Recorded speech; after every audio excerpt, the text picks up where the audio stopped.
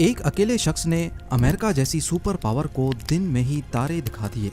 इसने 2013 में अमेरिका के 10 लाख से ज्यादा टॉप सीक्रेट डॉक्यूमेंट्स चुराकर उनको दुनिया के सामने खोल कर रख दिया और तब से लेकर पिछले 11 सालों से ये अमेरिका का मोस्ट वांटेड क्रिमिनल है। लेकिन अमेरिकन गवर्नमेंट का इतना ज्यादा नुकसान करने के बावजूद आज दुनिया में इसको हीरो की नजर से देखा जाता है। लेकिन आखिर क्यों? दुनिया की टॉप सीक्रेट एजेंसी के डॉक्यूमेंट्स इसने कैसे चुराए, उनको क्यों लीक किया और इस सब के बाद भी ये अमेरिका की गिरफ्त से कैसे बचा हुआ है? जेम टीवी की वीडियोस में एक बार फिर से खुशामदीद। नाज़रीन, 6 जून 2013 की सुबह का सूरज अमेरिकन गवर्नमेंट पर बहुत बड़ी मुसीबत लेकर आया। होता यूं है कि द गार्डियन और द वॉशिंगटन पोस्ट पे खबरों की एक सीरीज पब्लिश होती है जिसमें NSA यानी नेशनल सिक्योरिटी एजेंसी के टॉप सीक्रेट डॉक्यूमेंट्स का कच्चा चिट्टा मौजूद था। इन डॉक्यूमेंट्स ने न सिर्फ अमेरिकन बल्कि पूरी दुनिया के मोबाइल यूजर्स को हैरत में मुब्तला कर दिया जब उनको ये मालूम पड़ा कि अमेरिकन गवर्नमेंट चुपके से हर मोबाइल यूजर पर नजर रख रही है। इन डॉक्यूमेंट्स में NSA के सीक्रेट प्रोग्राम प्रिज्म को एक्सपोज किया गया था, एक ऐसा सीक्रेट प्रोग्राम जो US गवर्नमेंट को गूगल, एप्पल और फेसबुक जैसी कंपनीज के जरिए पीछे के रास्ते से किसी भी यूजर के प्राइवेट डाटा तक रसाई देता है।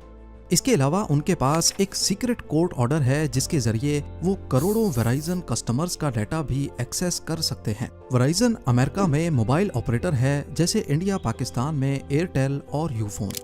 इसके बाद लीक किए गए डॉक्यूमेंट्स में प्रेसिडेंट ओबामा की तरफ से लिखा गया 18 सफ़ों का एक मेमो भी मौजूद था जिसमें ओबामा इंटेलिजेंस ऑफिशियल से बैरून मुल्क टारगेट्स की लिस्ट मांग रहे हैं जिन पर साइबर अटैक करना है। और ये तो सिर्फ लीक्ड डॉक्यूमेंट्स की शुरुआत थी। नेशनल सिक्योरिटी एजेंसी ने हांगकांग और चाइना की मिलिट्री के कंप्यूटर्स हैक किए, एंजेला मार्केल का फोन टैप किया जो उस वक्त जर्मनी की चांसलर थी। British government communication headquarters GCHQ अपने शहरियों पर नजर रखने के लिए एक प्रोग्राम चला रहे थे और लीक डॉक्यूमेंट्स में NSA और GCHQ की बातचीत सामने आई जिसमें दोनों इदारे तरीके ढूंढ रहे थे कि कैसे लोगों को धोखा दिया जाए, प्रोपेगेंडा किया जाए और सोशल मीडिया के जरिए कैसे लोगों पर अपना असर रसूख रखा जाए। शुरुआत में तो किसी को भी मालूम नहीं था कि ये डॉक्यूमेंट्स किसने लीक किए और क्या ये वाकई सच्चे भी हैं या नहीं, क्योंकि न्यूज़ एजेंसीज अपनी खबर का सोर्स बताने की पाबंद नहीं होती। लेकिन इसके ठीक 3 दिनों के बाद एक शख्स सामने आता है जो इन टॉप सीक्रेट डॉक्यूमेंट्स को लीक करने की जिम्मेदारी लेता है। 29 इयर्स का एडवर्ड स्नोडेन, जो कि एक हाई स्कूल ड्रॉप आउट था, उसने अपने कैरियर की शुरुआत US मिलिट्री से की, लेकिन 1 साल के बाद वहां से डिस्चार्ज होकर 2005 में मैरीलैंड यूनिवर्सिटी का सिक्योरिटी गार्ड लगा। एडवर्ड स्नोडेन बेशक ही पढ़ाई में अच्छा नहीं था, लेकिन उसकी कंप्यूटर स्किल्स इतनी मजबूत थी कि CIA ने उसको जॉब पर रख लिया। CIA के साथ कुछ साल बिताने के बाद 2009 में अमेरिकन टेक जायंट डेल ने उसको हायर कर लिया। डेल के पास उस वक्त नेशनल सिक्योरिटी एजेंसी के कंप्यूटर सिस्टम्स को अपग्रेड करने का कॉन्ट्रैक्ट भी था। तभी उन्होंने एडवर्ड को भी इसी प्रोजेक्ट पे लगा दिया। जहां पहले उसका रोल सुपरवाइजर का था, बाद में वो साइबर स्ट्रेटेजिस्ट बन गया। यहाँ तक तो एडवर्ड स्नोडेन CIA और NSA के लिए हीरे की मानंद था। तो फिर आगे ऐसा क्या हुआ जो उसको इन्हीं एजेंसीज की तरफ से गद्दार कहा जाने लगा? असल में एडवर्ड का साइबर स्ट्रेटेजिस्ट से गद्दार बनने के पीछे एक वाकया हुआ था। NSA के कंप्यूटर्स ऑपरेट और अपग्रेड करने के दौरान एडवर्ड को मालूम पड़ा कि नेशनल सिक्योरिटी एजेंसी के पास किसी भी मोबाइल यूजर का पर्सनल डाटा एक्सेस करने की पावर मौजूद है। उसने कुछ रिकॉर्ड्स भी देखे जो पहले उसको लगा कि शायद ये इंटरनेशनल क्रिमिनल्स के रिकॉर्ड हैं, लेकिन असल में ये क्रिमिनल्स नहीं बल्कि अमेरिका के अमन पसंद शहरी थे।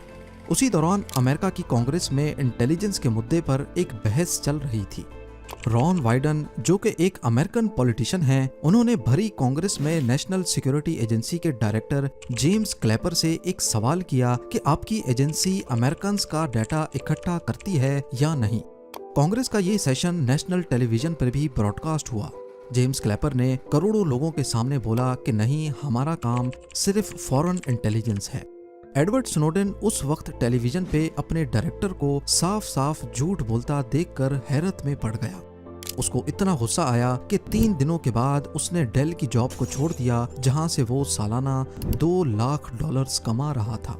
2013 में उसने डेल को छोड़कर बूज एलन हैमिल्टन को ज्वाइन किया, जो कि यूएस मिलिट्री, CIA और NSA के लिए काम करती थी।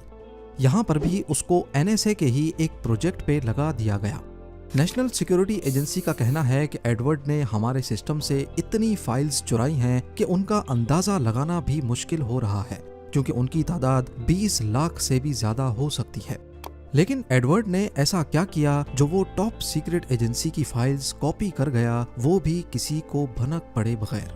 हैरानी की बात यह है कि इस काम के लिए उसने किसी पेचीदा हैकिंग टूल्स का इस्तेमाल नहीं किया, बल्कि ये सारा काम एक छोटी USB ड्राइव से किया गया।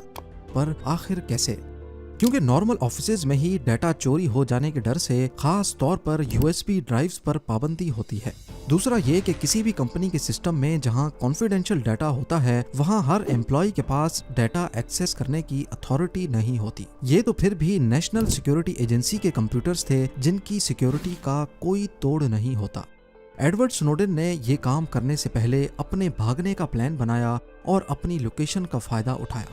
क्योंकि वो बूज एलन हैमिल्टन की तरफ से NSA के प्रोजेक्ट के लिए हायर किया गया था, इसी वजह से उसको हवाई में NSA के मैरीलैंड हेडक्वार्टर्स से 5000 मील दूर रखा गया था। हवाई मैरीलैंड से 6 घंटे पीछे है, जिसका मतलब कि जब एडवर्ड अपने हवाई ऑफिस में काम करता, उस वक्त तक NSA के हेडक्वार्टर्स में सब चले जाते थे। दूसरा फायदा ये था कि उसको NSA हेडक्वार्टर्स के सर्वर्स तक थिन क्लाइंट सिस्टम के जरिए रसाई हासिल थी, जो कि असल में आउटडेटेड था। तीसरा फायदा ये कि एडवर्ड खुद वहां सिस्टम एडमिनिस्ट्रेटर था, यानी उसकी प्रोफाइल की हाई सिक्योरिटी क्लियरेंस थी, जिससे उसके पास ज्यादा राइट्स थे। यानी वो बिना नजरों में आए किसी भी सिस्टम से डाटा कॉपी कर सकता था। बस इसी चीज का फायदा एडवर्ड स्नोडेन ने उठाया और बिना नोटिस हुए 5000 मील दूर से ही 20 लाख से ज्यादा फाइल्स कॉपी कर ली। हवाई ऑफिस में सिर्फ 4 हफ्ते काम करने के बाद एडवर्ड ने NSA के करतूत दुनिया के सामने लाने का फैसला किया। उसने तमाम डॉक्यूमेंट्स USB ड्राइव में कॉपी किए। बड़ी चालाकी से वो ड्राइव सिक्योरिटी गार्ड से छुपाकर बाहर निकला और बीमारी का बहाना बनाकर छुट्टी कर ली। उसने अपना नंबर ऑफ किया और सीधा हवाई से हांगकांग चला गया। लेकिन जब अगले कई दिनों तक वो वापस नहीं आया और ना ही उसका नंबर लग रहा था, तो NSA को शक हुआ और वो उसको ढूंढने में लग गए। हांगकांग पहुंचकर वो कुछ भरोसे वाले जर्नलिस्ट से मिला, उनको डॉक्यूमेंट्स दिए और फिर वही डॉक्यूमेंट्स अगले दिन दुनिया की हेडलाइंस बन गए। एडवर्ड स्नोडेन के लीक किए गए डॉक्यूमेंट्स ने दुनिया भर में NSA की सीक्रेट पावर्स पर एक नई बहस छेड़ दी। इस पर सरकारी प्रॉपर्टी की चोरी, नेशनल सिक्योरिटी के सिस्टम्स में बगैर इजाजत घुसने और टॉप सीक्रेट इंफॉर्मेशन को अनऑथराइज्ड लोगों तक पहुंचाने का इल्जाम आयद किया गया। साथ ही अमेरिकन गवर्नमेंट ने हांगकांग से मुतालबा किया कि एडवर्ड को हमारे हवाले किया जाए, लेकिन वो भी अपना हर कदम पहले से प्लान करके बैठा था। तब तक वो जहाज पकड़कर रशिया चला गया, जहां शुरू में उसको असाइलम मिला और फिर सितंबर 2022 में पुतिन ने उसको रशियन सिटीजनशिप दे दी। तब से लेकर एडवर्ड स्नोडेन कई इंटरव्यूज दे चुका है, जिसमें उसने बताया कि कैसे हमारे फोन्स हमारी ही जासूसी करते हैं।